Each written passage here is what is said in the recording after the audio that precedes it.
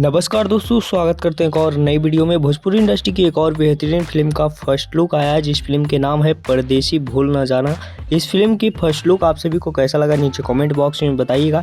इस फिल्म के निर्माता हैं अविनाश पांडे जी और इस फिल्म के निर्देशक हैं नवजोत पोद्दार जी और इस फिल्म में संगीत दिए हैं राज गाजीपुरी और नजीज बावा जी और विजय गुप्ता जी और इस फिल्म के संगीत लिखे हैं बजरंगी कुमार और अमरेंद्र चौहान।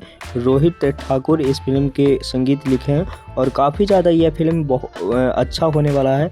और इस फिल्म के स्टार कास्ट में नजर आए हैं अविनाश शाही, अंकित पांडे, आदित्य मोहन, प्रेम सिंह, शालिनी सिंह जैसे बहुत सारे दिग्गज कलाकार इस फिल्म में काम किए हैं। तो आप सभी लोग कमेंट बॉक्स में कमेंट करके बताइए कि यह फिल्म के लिए आप सभी लोग कितना ज़्यादा एक्साइटेड हैं। इस फिल्म के फर्स्ट लुक में जो दिखाया गया उससे लग रहा है कि इस फिल्म में एक्शन भी होगा और काफ़ी शानदार यह फिल्म बनाया गया है। तो नीचे कमेंट बॉक्स में कमेंट करके बताइए कि यह फिल्म के लिए आप सभी लोग कितना ज़्यादा एक्साइटेड हैं।